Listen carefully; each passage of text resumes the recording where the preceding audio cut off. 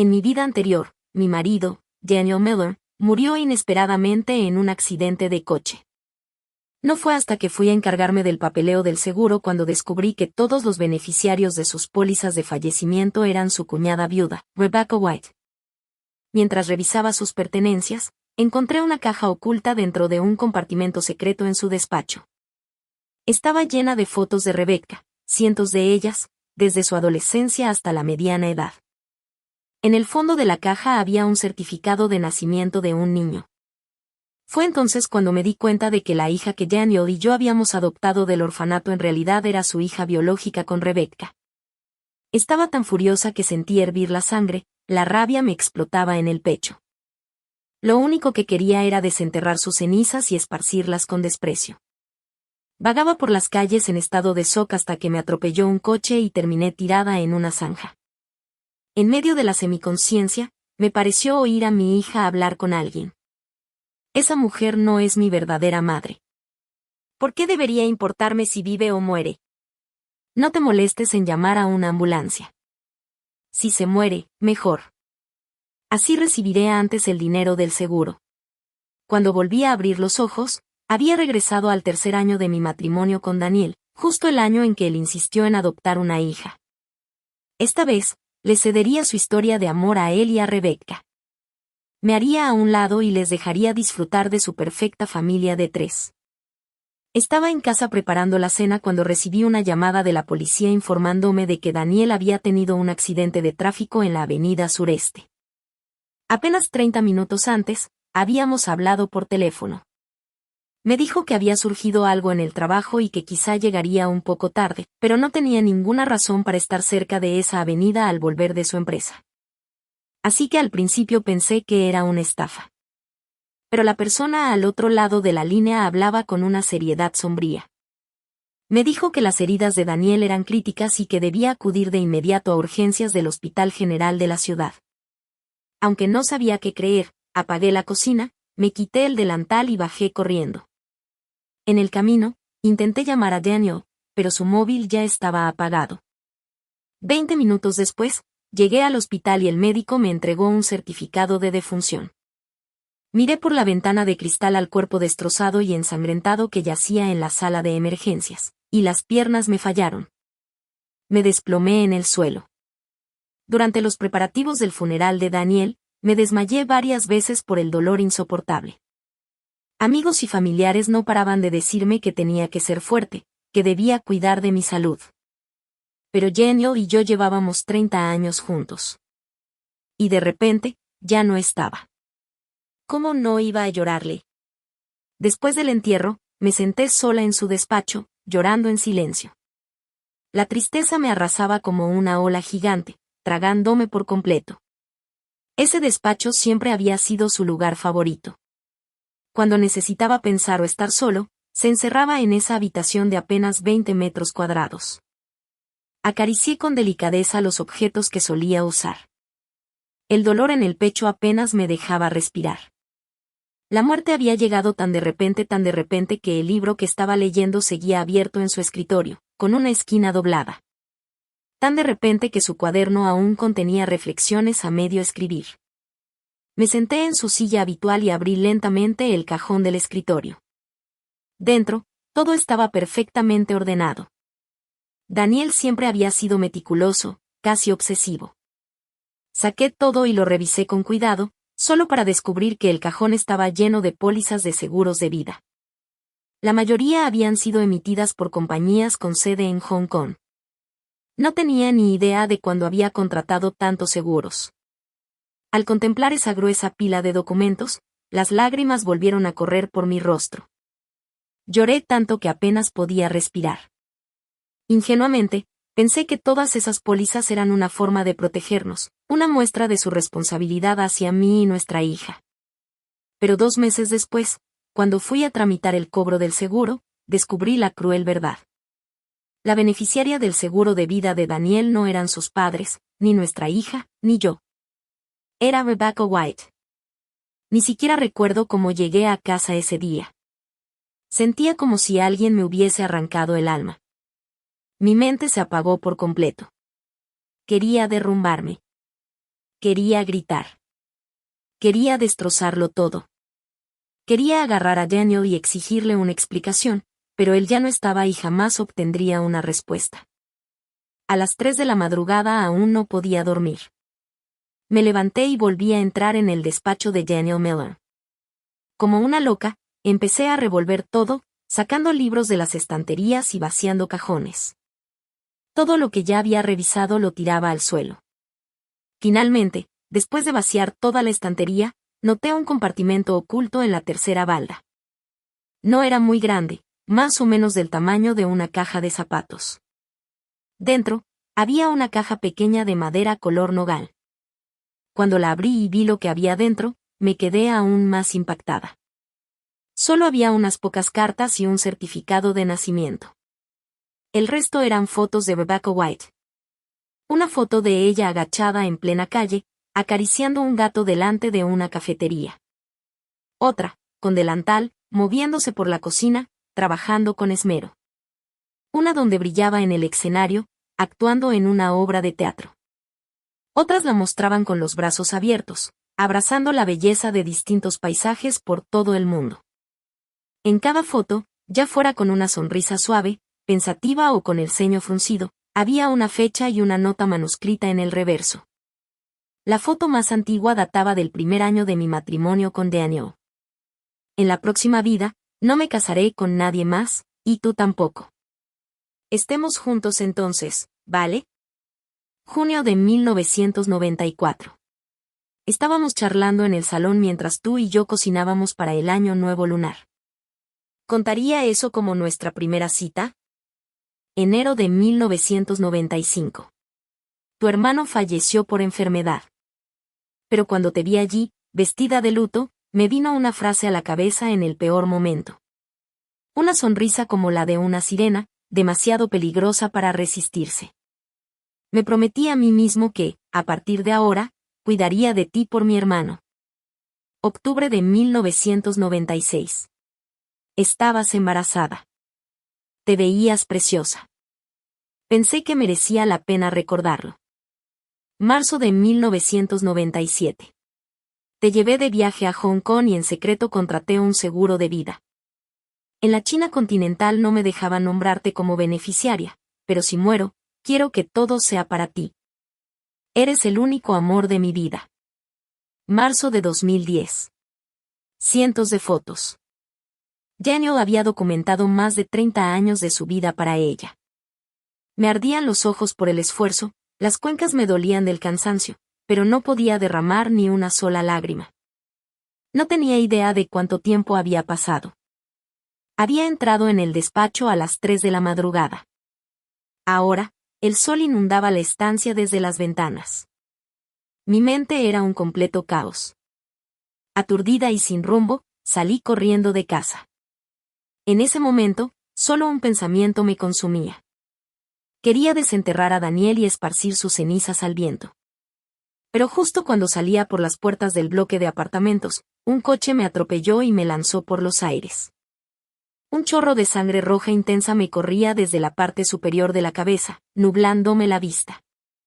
Todo a mi alrededor se convirtió en una neblina hasta desvanecerse por completo. Sentí una violenta sensación de ingravidez que me hizo perder el equilibrio mental. Extendí la mano desesperadamente, tratando de agarrarme a algo, a lo que fuera. Entonces, un par de manos frías como serpientes se cerraron con fuerza alrededor de las mías. Con gran esfuerzo, abrí los ojos. Frente a mí estaba Daniel Miller, con aspecto de no tener más de 20 y pocos años. Me sostenía las manos con suavidad, pero en sus ojos había una oscuridad profunda. El médico dice que tienes una conmoción cerebral, dijo en voz baja. Quieren mantenerte aquí en observación un par de días. Te darán el alta pasado mañana. Le miré atónita. Este hombre me resultaba tan familiar, pero al mismo tiempo tan ajeno. ¿No se suponía que estaba muerto? ¿Y por qué parecía tan joven? Miré a mi alrededor.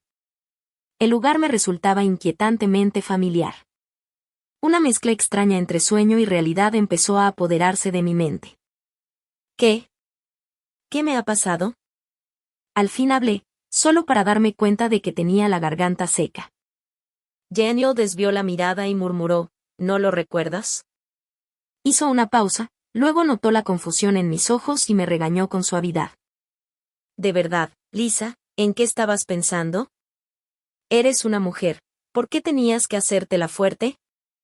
¿Acaso no tienes compañeros hombres? ¿Por qué eras tú la que colgaba los farolillos en la empresa? Esta tarde teníamos que ir al orfanato a firmar los papeles de adopción con el director, y ahora todo se ha retrasado. Una leve expresión de disgusto cruzó fugazmente su rostro, casi imperceptible. Entonces empezaron a volver los recuerdos. Me golpeó de lleno, estaba de nuevo a finales de 1997. A la empresa le había ido bien ese año, así que los directivos decidieron organizar una gran fiesta de fin de año. Todos ayudaban como podían. Yo me había caído de una escalera mientras colgaba farolillos y me golpeé la cabeza contra una pared. El médico dijo que era una conmoción leve. Era el tercer año de mi matrimonio con Daniel. Y fue el año en que él, de pronto, insistió en adoptar un hijo. Porque, según decía, su hermano mayor había fallecido. Y tras años de intentarlo, aún no habíamos podido concebir. Los padres de Daniel no se recuperaban del dolor de haber perdido a su hijo mayor. Por eso querían adoptar a un niño, para devolver algo de vida y alegría a la familia. Daniel dijo, aunque después te quedes embarazada, solo tendríamos que pagar una tarifa adicional por crianza. Criar a 2 niños no sería ningún problema. Lo pensé y me pareció razonable, así que acepté. En nuestra vida anterior, conocimos a varios niños. El director del orfanato nos recomendó adoptar a uno de alrededor de 1 año. Decía que los más pequeños no retenían recuerdos y formaban lazos emocionales con más facilidad. Además, eran más fáciles de criar, especialmente para padres primerizos como nosotros. Entendí su razonamiento. Le preocupaba que los padres adoptivos acabaran abandonando al niño. Pero Daniel insistió en adoptar a una recién nacida que acababa de llegar al orfanato y ya estaba enferma. Explicó que, al verla, sintió una conexión inexplicable, como si hubiera nacido para estar en el escenario. Dijo que le gustaba con todo su corazón. Y claro, ahora lo entiendo. Era su hija biológica. ¿Cómo no iba a sentir eso? Menos de 2 meses después de finalizar la adopción, la bebé empezó a tener dificultades para respirar. Una noche, sus labios se volvieron peligrosamente azules. La llevamos al hospital de urgencias y le diagnosticaron una compleja cardiopatía congénita. El médico ordenó su hospitalización inmediata. En mi vida anterior, dejé mi trabajo solo para cuidar de esa frágil niña. La llevé por todo el país en busca de tratamiento. Finalmente, encontramos un especialista en Pekín. El médico nos dijo que solo la operación costaría al menos 70 u 80 mil yuanes. Pero en 1997, Daniel y yo juntos ganábamos poco más de 2.000 yuanes al mes. Y su estado era ya crítico. El médico advirtió que, sin cirugía urgente, su vida corría peligro. Daniel y yo vaciamos todos nuestros ahorros. Incluso usé la dote que me habían dado mis padres. Pedimos dinero a amigos y familiares, pero seguía sin ser suficiente. Al final, tuvimos que hipotecar la casa, buscar un aval y logramos un préstamo de 30.000 yuanes. Solo así conseguimos pagar la operación. Tras la cirugía, necesitó 1 año entero de medicación y tratamiento complementario. En los años siguientes, no solo tuve que cuidar de una niña débil y enferma, sino que también trabajaba sin descanso para pagar la deuda. Me levantaba antes del amanecer y trabajaba hasta la noche, ahorrando cada céntimo. ¿Y qué hacía su verdadera madre, Rebecca White, durante todo ese tiempo? Vivía como una actriz glamurosa en una compañía de teatro, rodeada de aplausos y flores. Era refinada, dulce y elegante. Vivía cómoda y tranquila, mientras la hija nacida de su aventura con mi marido estaba a mi lado, absorbiendo toda mi energía. Al recordar todo lo que viví en mi vida anterior, una oleada de odio me invadió el pecho. Miré a Daniel. Tenía los labios apretados y la expresión oscura como el carbón. Al notar que lo observaba, pareció confundido. ¿Qué pasa? ¿Te duele la cabeza otra vez? No respondí. Solté un leve suspiro. Tus padres están esperando en casa. Solo quieren que llevemos a la niña para verla. ¿Cómo has podido ser tan imprudente? Exactamente lo mismo había ocurrido en mi vida pasada. Daniel seguía insistiendo a mi lado, con su voz constante en mis oídos. Hasta me hacía sentir culpable. Así que, esa tarde, al sentir que mi cuerpo no estaba tan mal, insistí en salir del hospital. Físicamente, estaba bien. Pero esta vez, no dejaría que Daniel me manipulara tan fácilmente. Le miré de reojo y capté ese leve rastro de desaprobación que no supo ocultar. Con calma, dije, si quieres adoptar a la hija de otra mujer, haz tú mismo los trámites. Yo no me encuentro bien. No pienso ir. Daniel frunció el ceño, claramente molesto. Los trámites de adopción requieren la presencia de ambos cónyuges y su documentación. ¿Cómo se supone que lo haga yo solo? Se detuvo un momento, dudó y preguntó, no estarás echándote atrás, ¿verdad? No lo confirmé, pero tampoco lo negué. Sí, ya no pensaba adoptar al hijo de otra persona. Daniel empezó a ponerse nervioso. Su voz subió de tono. Pero ya lo habíamos acordado. ¿Cómo puedes retractarte así? Añadió rápidamente. No puedes tener hijos. Si adoptamos, al menos te ahorrarás todos esos medicamentos y tratamientos hormonales. Y también evitaremos las habladurías de la gente, continuó. Mi hermano murió hace unos años y no dejó descendencia, y si al final tampoco tenemos hijos. ¿Cómo se supone que mis padres van a aceptar eso? Daniel siempre era así. Cada vez que se hablaba de tener hijos, asumía automáticamente que el problema era mío. Me burlé con frialdad. No me eches toda la culpa a mí. Por lo que sabemos, el infértil podría ser tú. Miré a mi alrededor. Ya estábamos en el hospital. ¿Por qué no nos hacemos mañana un chequeo completo de fertilidad y salimos de dudas? Preso del pánico, Daniel soltó de golpe, si no podemos tener hijos, seguro que es por tu culpa.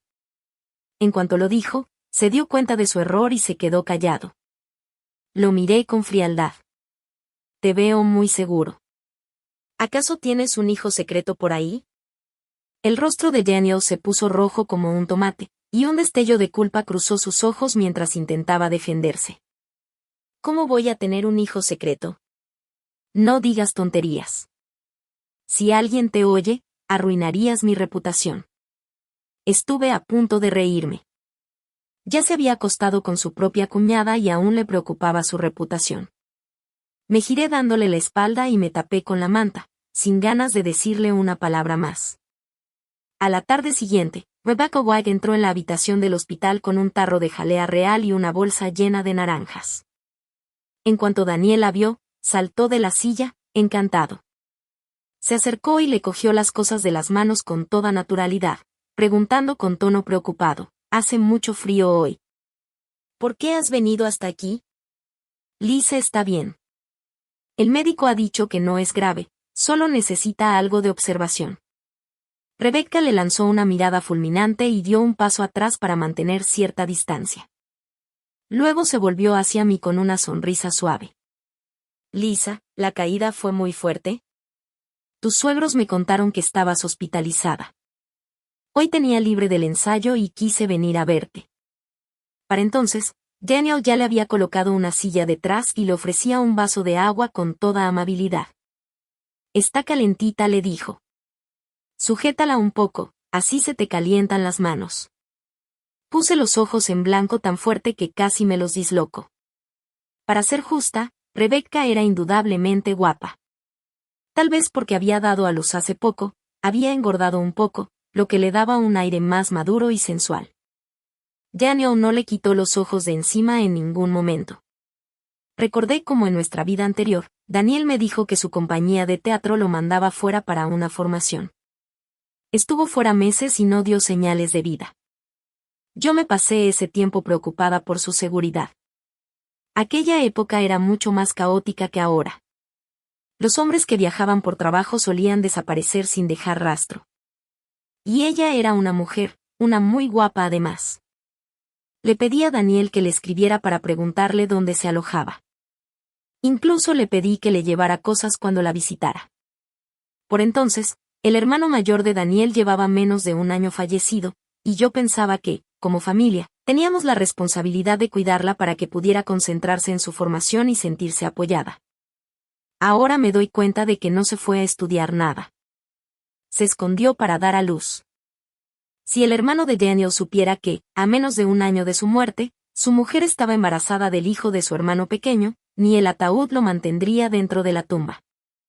Mientras me ahogaba en estos recuerdos amargos, escuché la voz de Rebecca a mi lado. Lisa, ¿cómo pudiste ser tan descuidada? Los padres de Daniel están en casa esperando al bebé. Incluso han preparado un montón de regalos. Yo también he comprado ropa y juguetes para la criatura. No han parado de suspirar en casa. ¿Por qué tenías que caerte justo ahora?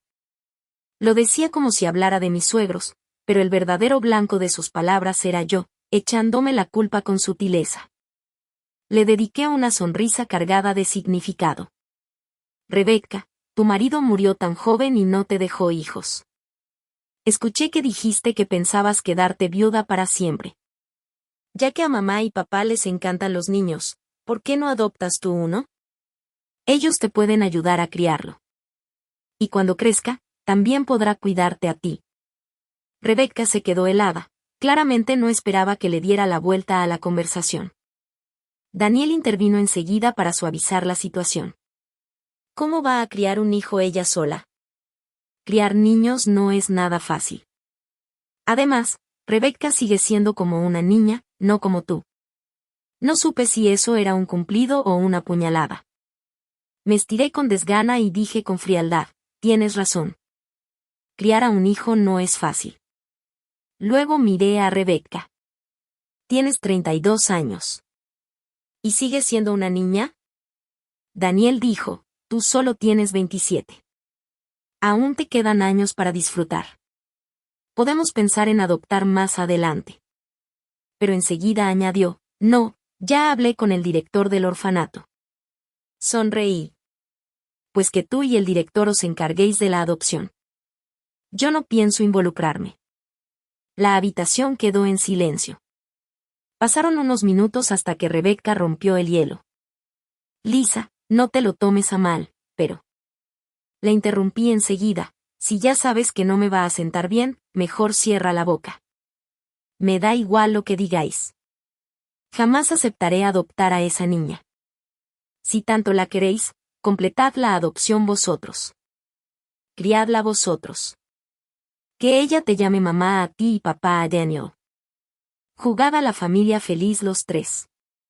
Al fin y al cabo, mis suegros también son tuyos. Da igual quién la adopte. Rebecca me miró sin poder creérselo, con la cara blanca como el papel. Lisa. Gritó Daniel, furioso. ¿Se puede saber qué estás diciendo? Pídele perdón a tu cuñada. Ni me inmuté. Solo moví los labios en silencio diciendo, que te den. Rebecca se levantó de golpe, visiblemente herida, los ojos enrojecidos y a punto de llorar. Salió corriendo de la habitación. Daniel me lanzó una mirada de odio y fue detrás de ella. Al ver sus espaldas alejarse, solté una carcajada fría. Vaya par de perros perfectos. Me puse los zapatos con sigilo, los seguí sin hacer ruido y me mantuve a cierta distancia. Rebecca apenas había llegado al piso de abajo cuando Daniel la alcanzó y la abrazó con fuerza. Me detuve a escuchar. Le susurraba, está teniendo uno de sus arranques. No le hagas caso. Ya sabes cómo es. Grosera, insoportable. Te prometo que la convenceré para que adopte a nuestra hija. Y si no quiere, me divorcio de ella. No llores, por favor. Me destroza el corazón. Pasó un rato hasta que los sollozos de Rebecca empezaron a calmarse. Apoyó los brazos en su pecho y murmuró, todo esto es culpa tuya. Si no hubieras metido la pata, yo no me habría quedado embarazada. No tendría que aguantar su mal genio. Desde que nació Gia, su salud es muy delicada. El orfanato no tiene buenas condiciones. Me da miedo que si tardamos mucho, le pase algo. Daniel la miraba con pura lástima. Es culpa mía. Gia también es mi hija. Estoy igual de preocupado y destrozado que tú. Seguramente Lisa se dio un golpe muy fuerte en la cabeza. No te preocupes. Mañana hablaré con ella y la calmaré. Todo saldrá bien. Venga, te llevo a casa. Sus voces se fueron apagando poco a poco mientras se dirigían a la salida del hospital. Les seguí hasta la puerta principal y los vi subir al autobús número 17, que llevaba directo al barrio de Rebecca. Me di la vuelta sin dudar, volví a mi habitación, recogí mis cosas y me di de alta del hospital. Pero no regresé a casa. En lugar de eso, fui a un restaurante cercano, pedí 2 platos de salteado y comí despacio, saboreando cada bocado. Me quedé allí hasta que oscureció, cuando empezaron a salir los estudiantes del instituto cercano tras las clases nocturnas. Entonces volví a casa. Mis suegros ya estaban dormidos, pero grité a propósito para despertarlos. Jadeando, les solté, ha pasado algo en casa de Rebecca. Daniel me pidió que viniera a buscaros. Dijo que fuerais cuanto antes. En cuanto oyeron que algo le había pasado a su nuera mayor, saltaron de la cama y se vistieron a toda prisa, llenos de pánico. Siempre habían adorado profundamente a su hijo mayor, y tras su muerte, volcaron todo ese afecto en Rebecca. Decir que la trataban como a una hija no sería exagerar. Paramos un taxi. 20 minutos después llegamos al piso de Rebecca. Ya eran las 9 de la noche. Desde dentro se oían jadeos suaves y el crujido rítmico de una cama, los sonidos inconfundibles de 2 personas entregadas a la pasión. Mis suegros se miraron con expresiones imposibles de descifrar. La mano que iba a tocar la puerta se quedó congelada en el aire. Yo retrocedí unos pasos, respiré hondo y de repente avancé con fuerza y abrí la puerta de una patada. Fui directa al dormitorio, agarré la ropa del hombre del suelo y la lancé por la ventana. Detrás de mí, un hombre gritó enfurecido y una mujer chilló asustada. Encendí la linterna del móvil y apunté directamente a sus caras. Mis suegros acababan de entrar. Al ver quién estaba en la cama, se quedaron paralizados, como si les hubiera caído un rayo. Salí del dormitorio y grité a todo pulmón, ladrón. Alguien que atrape al ladrón. Socorro, un ladrón. Mis suegros corrieron hacia mí intentando taparme la boca, pero me zafé y salí aún más lejos, gritando más fuerte. En cuestión de minutos, se encendieron luces por todo el edificio y los vecinos comenzaron a salir, unos con cuchillos de cocina, otros con atizadores o rodillos. Les hice señas frenéticamente, por aquí. Está aquí el ladrón. Rápido. Pronto, se había reunido una multitud en el piso de Rebecca White. Al cabo de unos minutos, la gente empezó a irse poco a poco, intercambiando miradas incrédulas, llenas de chismes y asombro. Abajo, mi suegro recogió la ropa de Daniel del suelo. Con las manos temblorosas, le soltó una bofetada tremenda. Su voz se quebró al decir, asqueroso bastardo. ¿Cómo has podido hacerle esto a tu hermano? Te quiso y te mimó desde niño. ¿Y así es como le pagas después de muerto? Daniel bajó la cabeza sin decir nada. Mi suegra se tapó la cara y rompió a llorar sin consuelo. Suspiré en silencio. 2 personas habían arruinado sus vidas, y ahora toda la familia tenía que cargar con su vergüenza. Mis suegros se apoyaban el uno en el otro mientras se alejaban lentamente, con pasos torpes y pesados. Crucé los brazos y miré fríamente a Rebecca. Daniel llevaba el jersey del revés, sin nada más que un calzoncillo largo, y los pies descalzos sobre el suelo frío. Se giró hacia Rebecca con dulzura, vuelve al dormitorio. Yo me encargo. Yo clavé un cuchillo de cocina en la pared con un golpe seco. El que intente salir, que lo intente. Rebecca se detuvo de golpe. Daniel se puso delante de ella para protegerla. Apretando los dientes, dijo, es culpa mía. Si quieres hacer daño a alguien, hazlo conmigo. pero no toques a Rebecca. Vi la ternura en su mirada, como la defendía, y no pude evitar reírme con asco. Vaya par de perros fieles estáis hechos. Me giré hacia Rebecca con desprecio. Supongo que ya no puedes quedarte en este barrio, pero no me importa llevar esta escena directamente a vuestros trabajos. Que lo resuelvan vuestros jefes. ¿Qué crees que dirán cuando se enteren de que te acostaste con tu cuñada viuda, Daniel? ¿Crees que aún tendrás carrera después de esto? La cara de Daniel se oscurecía poco a poco.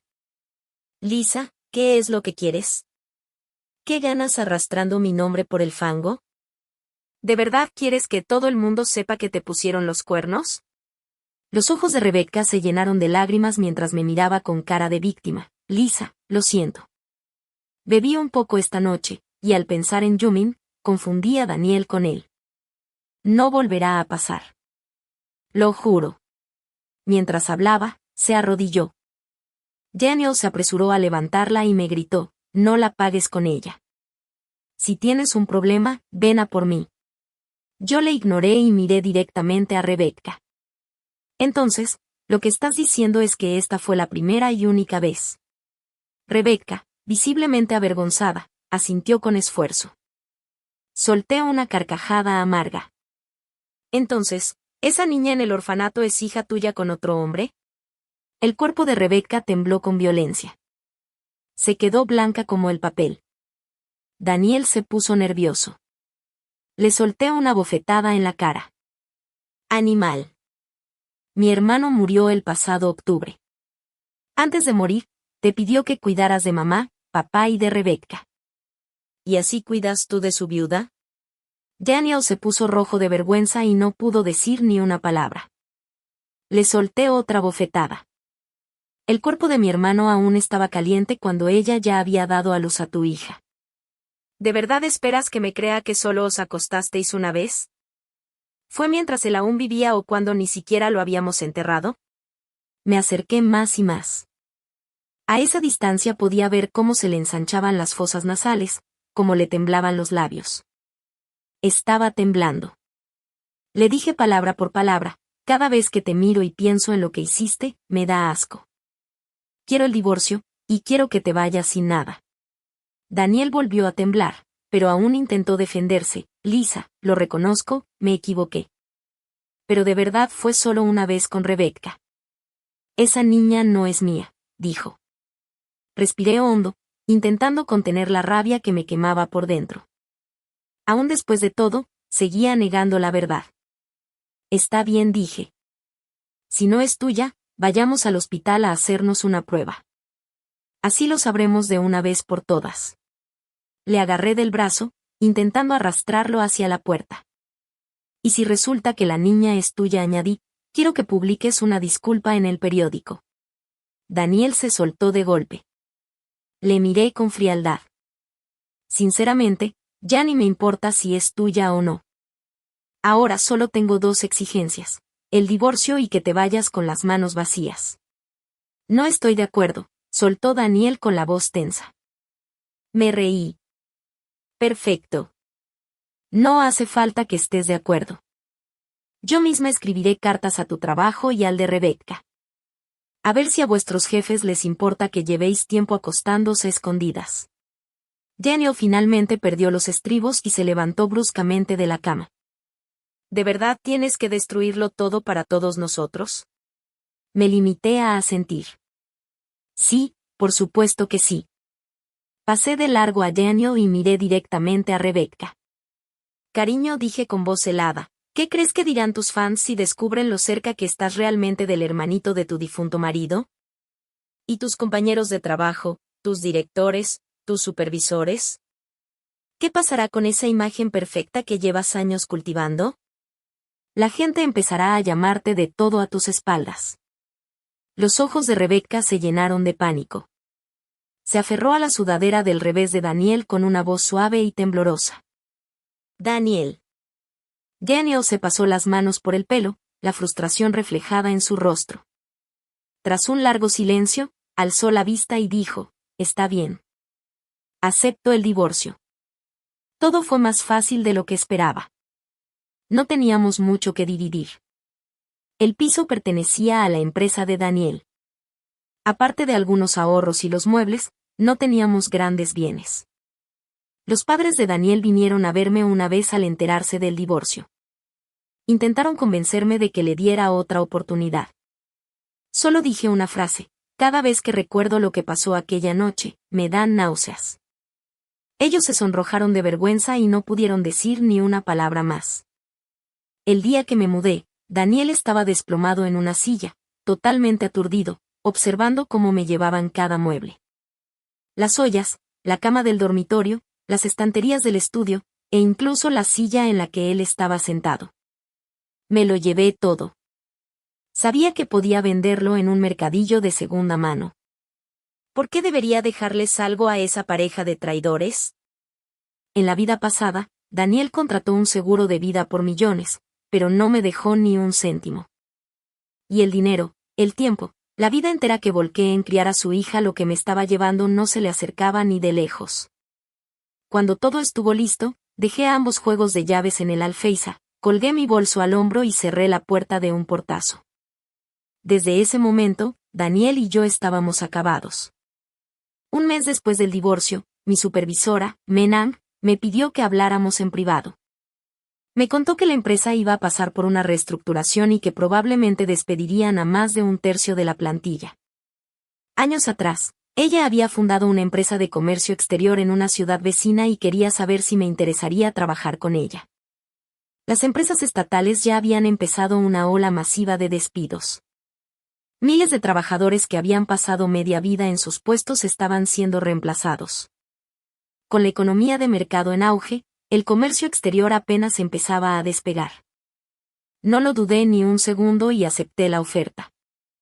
El día antes de marcharme a LenCorp, invité a unos cuantos buenos amigos a cenar. Durante la comida, alguien mencionó a Daniel.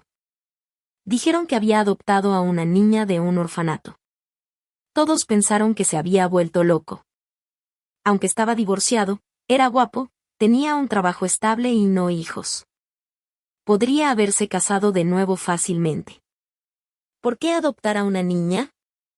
¿Quién sabe qué le pasa?, dijo uno. Me encogí de hombros y sonreí. Quizá la niña sea suya, en realidad. Hubo un momento de silencio, y luego todos asintieron, comprendiendo de repente. Trabajar en una empresa privada era totalmente distinto a una estatal. Me costó meses adaptarme al ritmo. Aprendí a comunicarme con los clientes por correo, a revisar pedidos extranjeros con un diccionario de inglés, y a seguir las tendencias de los mercados internacionales. Cada noche, después del trabajo, iba a una academia de inglés.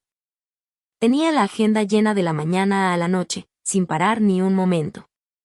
Pasaron 2 años antes de que me ascendieran de asociada a jefa del Departamento de Comercio Exterior. Durante ese tiempo, los despidos masivos arrasaban el país. Escuché que Daniel Miller estaba entre los despedidos. Pero eso no fue lo que pasó en la vida pasada. En aquella, no solo no fue despedido, sino que tras eliminar a los trabajadores redundantes, lo ascendieron rápidamente y le subieron el sueldo varias veces. Entonces, ni siquiera levantaba un dedo en casa, estaba volcado en su carrera. Mucho después supe por una amiga por qué lo despidieron en esta vida. Poco después de adoptar a la niña, descubrió que tenía una grave cardiopatía congénita. Pero a diferencia de antes, no la llevó a Pekín para ver a un especialista. Para ahorrar, decidió operarla en el Hospital General de la ciudad. El resultado no fue el mejor. La operación ayudó, pero la niña necesitaba medicación continua y estaba siempre enferma. Los padres de Daniel no sabían que era hija suya y de Rebecca White. Él no se atrevía a contarlo. Solo sabían que habían adoptado a una niña enfermiza. Con el tiempo, verla sufrir los agotó. Los ahorros de la familia se evaporaron, la frustración creció, y un día dejaron de ayudar por completo. Daniel tuvo que cuidarla solo y empezó a pedir bajas constantes. Por sus ausencias, cuando su empresa empezó los recortes, fue de los primeros en ser despedido. Rebecca nunca eligió estar con él ni asumió ninguna responsabilidad por la niña. Estaba demasiado ocupada con su vida glamurosa, fingiendo que todo era perfecto. Cuando Daniel se vio agobiado por las deudas médicas, fue al teatro a buscarla. Le pidió 10.000 yuanes para cubrir los gastos, pero Rebecca lo fulminó. Lo insultó, le dijo que era patético, un mantenido, y que si no quería afrontar las consecuencias, debería haberse contenido. Daniel se puso rojo como un tomate. Humillado y furioso, estalló. Frente a sus compañeros del teatro, gritó que era una sinvergüenza, que ni siquiera se contuvo en el funeral de su marido, que sedujo al hermano menor del difunto, tuvo una hija y luego la abandonó en un orfanato. La mayoría de los presentes eran colegas de Rebecca. Sus palabras explotaron como una bomba, y las miradas y susurros llenaron el lugar. Después de aquello, Daniel empezó a beber cada día. Borracho, llevaba a la niña al teatro a pedir dinero a Rebecca. Si ella no se lo daba, montaba escándalos. Rompió decorados 2 veces. Pronto, Rebecca fue despedida. En la vida anterior, no los destruí por completo. Nunca informé de su relación al trabajo.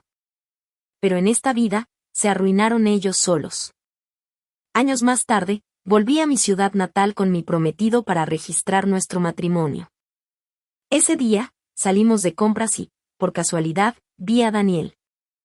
Él tenía un pequeño puesto de brochetas en la calle. Una niña pequeña estaba sentada a su lado en una mesita, ayudándole a ensartar gluten de trigo para asarlo. Por mi cálculo, debería tener unos 8 años ya, pero seguía pareciendo una niña de 5 o 6. Daniel me vio y se quedó paralizado por un momento. Sus ojos se desviaron hacia el hombre cuyo brazo yo sostenía. Entonces esbozó una sonrisa amarga. ¿Tu marido? Asentí. Sí, acabamos de sacar la licencia de matrimonio esta mañana. Hubo un destello de tristeza en los ojos de Daniel antes de que mirara a la niña a su lado. La llamó, ven a saludar. Ella es tu tía y él tu tío. No sé qué pasaba por su cabeza, pero su voz sonaba áspera, como si tuviera algo atorado en la garganta. Me miró y dijo suavemente, hola, tía. Le sonreí y asentí. Hola. Después de saludarme, volvió a la mesa y siguió ensartando en silencio. Daniel la miraba con una mezcla de dolor y ternura. Tiene una cardiopatía congénita compleja. Su salud es muy delicada. Rebecca no la cuida. Los médicos dicen que quizá no llegue ni a los 20 años. Seguí su mirada hacia la niña, pero no dije nada. En mi vida anterior, había sostenido a esa niña en mis brazos y le había entregado todo mi amor al criarla. Y al final, lo único que recibí fue una frase fría, ni siquiera es mi verdadera madre. Nunca puedes criar de verdad al hijo de otra persona como si fuera tuyo. Daniel Miller se dio cuenta de que había dicho demasiado y rápidamente cambió de tema. No debería estar contándote todo esto. Ha pasado mucho tiempo. ¿Te apetece comer algo? Sírvete, yo invito. Mientras se giraba para sacar ingredientes de la vitrina, noté algo raro en su pierna derecha. ¿Qué le pasó a tu pierna?, pregunté con algo de curiosidad. Daniel la miró y su rostro se tensó de dolor. Hace un par de años, me emborraché y me desmayé al lado de la carretera. Una mototriciclo me pasó por encima. Se le llenaron los ojos de lágrimas. Su cara reflejaba puro arrepentimiento. Tuve una buena vida, pero la arruiné persiguiendo cosas que nunca debí tocar. Todo lo que estoy viviendo ahora. Me lo merezco. Mi voz fue serena. Lo hecho está. No tiene sentido removerlo otra vez. Miré el reloj. Todavía tengo que ir a cenar con mis suegros. Será para la próxima lo de las brochetas. La mano de Daniel temblaba levemente mientras alcanzaba los ingredientes. Una lágrima solitaria rodó por su mejilla. Después de eso, nunca volví a ver a Daniel Miller. La siguiente vez que supe algo de él fue por una llamada con una amiga. Me dijo que Gia había fallecido pocos días después de cumplir los 13. Daniel la había llevado finalmente a Pekín para recibir tratamiento, pero ya era demasiado tarde. La insuficiencia cardíaca había avanzado mucho. la cirugía ya no era una opción. La única esperanza era un trasplante de corazón. Pero ¿cómo podía una familia común permitirse algo así? Él ya había gastado todo lo que tenía en sus tratamientos. Al final, no le quedó más remedio que rendirse. Kia murió en casa por insuficiencia respiratoria, cerrando los ojos para siempre. Rebecca White apareció en el funeral de su hija acompañada de un hombre. Mientras enterraban a la niña, ella seguía riéndose y susurrando con él. Daniel no pudo soportarlo más. Esa noche, pidió a Rebecca que se encontraran y la apuñaló en el abdomen con un cuchillo que tenía escondido en el abrigo. La sangre cubrió el suelo. La llevaron al hospital en menos de media hora. Daniel fue arrestado en el acto. Mi amiga me dijo que había ocurrido hacía apenas 2 días. No estaban seguros de si Rebecca había sobrevivido. Después de escuchar todo eso, solté un largo suspiro. Este enredo retorcido de amor, traición y karma no había dejado a nadie ileso. Incluso después de colgar, me quedé un buen rato en silencio, aturdida. Justo entonces, mi hijo pequeño corrió hacia mí con su camión de juguete en la mano. Mami, ven a jugar a las excavadoras conmigo. Miré a mi dulce y alegre hijo y sonreí. Vale, ya va mamá. Me levanté y caminé hacia él. Afuera, brillaba el sol, una brisa suave movía las cortinas, y las sombras del suelo centelleaban bajo la luz dorada.